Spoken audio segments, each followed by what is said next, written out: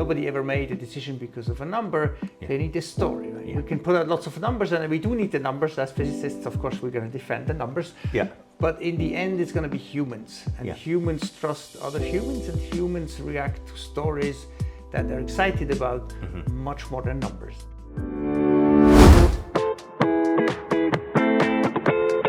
Okay, welcome back to this seventh and final podcast chunk in our interview with Professor Reto Knutti, one of the most renowned climate scientists in the world. Reto took a lot of time to talk to us about many different aspects of climate change. And today it's about turning the spotlight on his own area, on the scientists, on the role of physics and the role of universities.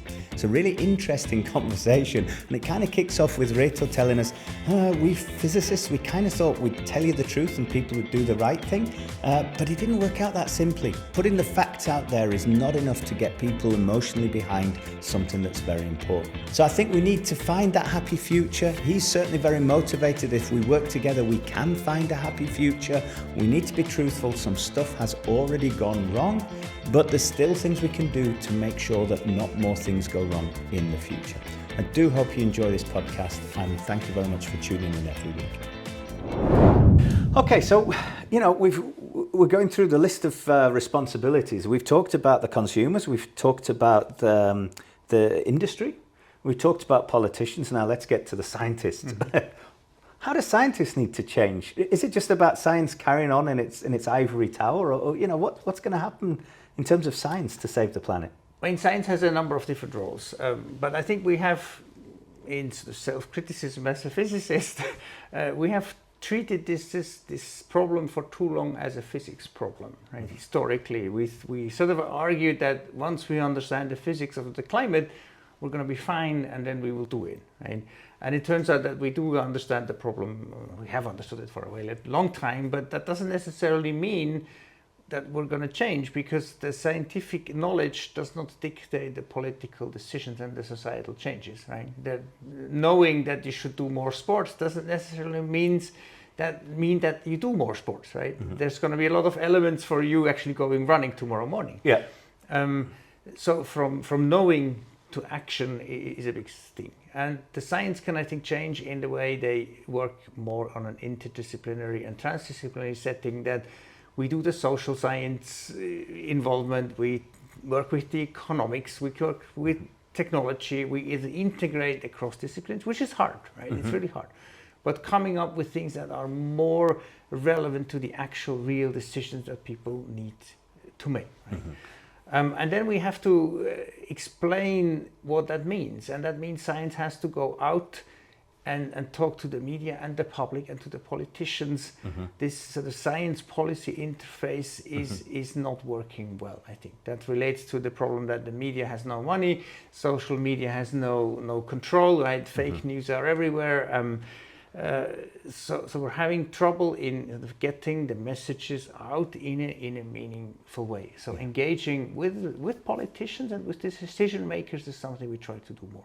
And this is, again, just to sort of plug our channel, this is exactly what we're trying to do. We're changing the narrative around climate change, talking to people like you, going to companies that are already earning money with sustainable business models, or running ecothons where we get lots of different companies together to actually solve a problem and create new business models out of it. It's about building a better future. And it sounds like what you're talking about is, firstly, those different faculties in universities. Universities go very deep into certain subjects, but actually getting them to work closer with each other is just totally in line with what we spoke about earlier on with companies, getting different departments to work together.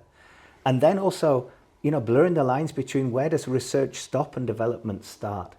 Actually having people who really understand the science. If I came out of the car industry, I used to develop cars at the start of my career, and you had the center of competence and the project team. And what we're basically saying is the center of competence is joining part of the project team to develop the car instead of just developing the new aircon system in 20 years' time. It's bringing people together and making sure we have the deep knowledge and also the application side all in one room together, right? I think that's all perfectly true. It's just unfortunately not how the academic system works. If you want to be successful in academia, then the easiest thing to do is to write one more paper in a very narrow problem space that you have already written 7 papers, right? So digging deeper in a very narrow hole is going to be rewarded more than being broad and working with others. And that's true for publishing, that's true for finding money. It's hard to find money to work with implementation partners, for instance. So academically, I think we're rewarding the wrong things, which is a problem. And especially the young people, if they want to survive in an academic system, they have to sort of play with the rules of the system.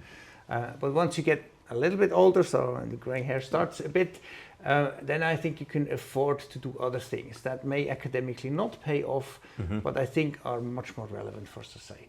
Oh, that's interesting. And do you worry about the next generation of scientists? If we see, you just spoke about something very important, funding. And certainly, the things that we've seen over the last few years, there is a definite, real and current problem at the moment that there is not enough funding for science, for climate change, for people doing good things. But is this going to be a problem? Are we going to have basically a whole generation missing of scientists?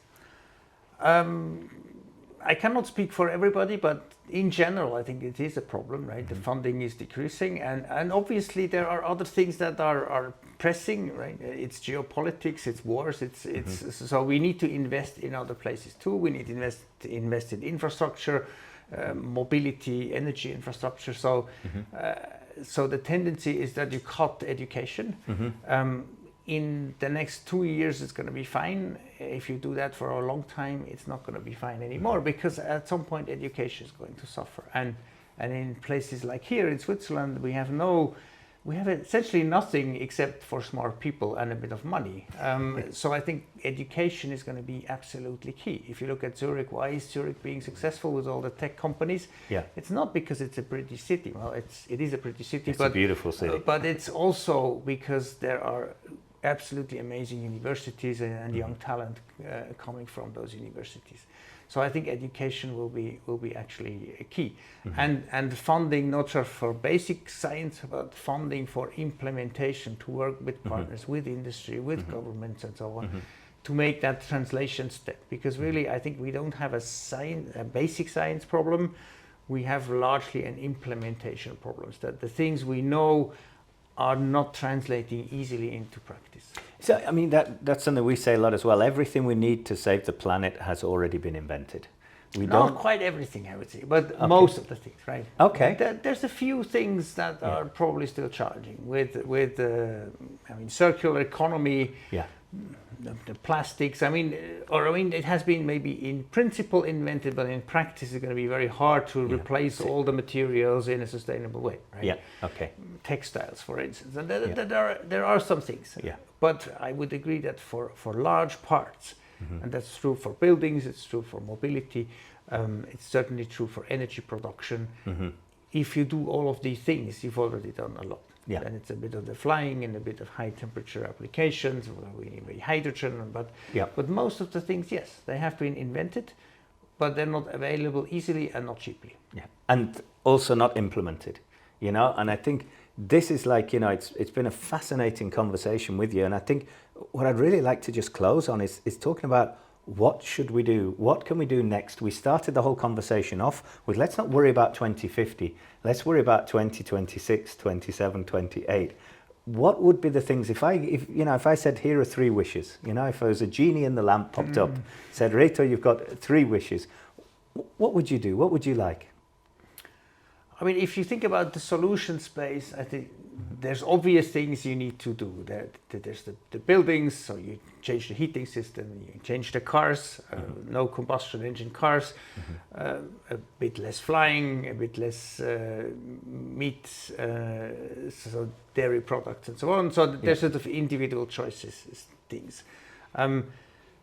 Then there's the investment in infrastructure and education, thinking really in a sort of forward looking mode on what will we need in 20 and 30 years from now. We've been very poor recently in coming up with big projects. Right? Historically, we built power plants and dams and bridges and we electrify the trains, and because we've sort of thought in generational progress. Yeah. And now we think very much like what helps me tomorrow, and it's become very hard to overcome these things. So thinking long term and thinking across the political spectrum, working together on specific solutions. And then I realize I'm way beyond the 3 wishes, but no, it's all right. Don't worry.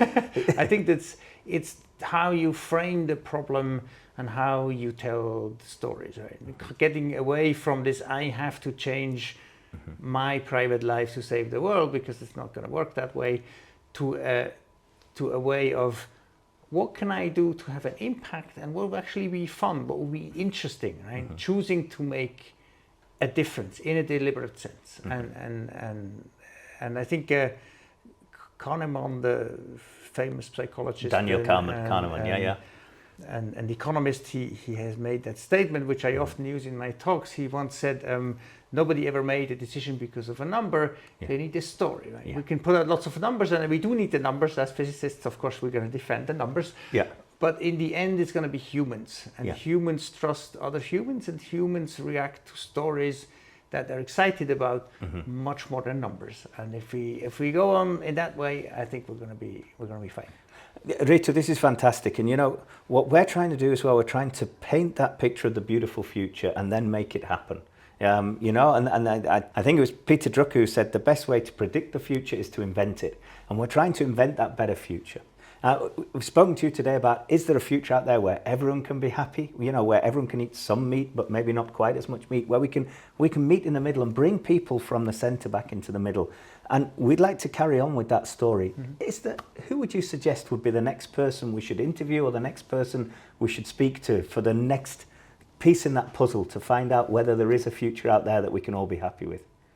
Oh, I haven't thought about that question, but find a political scientist, someone who really understands how political viewpoints and perceptions are being made and how decisions are being made. I think we're relatively good on the science side, and we're also relatively good on the technology side, but how humans think and how they interact and how opinions form, that would be exciting. One of them could be Michael Hermann Sotomo. He's one of the persons who always explains how the vote in Switzerland went the way it went. There may be others who can make a contribution to that. All right. Well, Reto, thank you for making your contribution today. Thank you for all your time. Really appreciate it. And thank you for all the great work you've been doing, because it's heroes like you that are giving us the information about what we need to do in the future. Thank you so much. Thanks. Cheers. Okay, so that was it. That was the 7 different podcasts that we released from an in-depth interview with Professor Reto Knutti from the ETH University in Zurich. I do hope you enjoyed it. If you did, then make sure you subscribe to our YouTube channel and go across to patreon.com. At patreon.com, if you search for the Earth Circle, you'll be able to find all of these podcasts already waiting for you there. And there's lots of other additional material that we share over the Patreon site.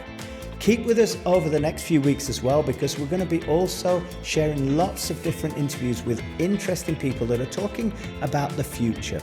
We're trying to answer the question, is there a version of the future that we all want to live in? Or are we all going to have to put up with some bad, horrible compromise in the middle? Let's hope we can build a future that we can all get excited about. Let's get beyond the doom and gloom of climate change. Let's get beyond all these things that are holding us back and pulling us down. And let's start actually building something that could even be potentially much better than the past.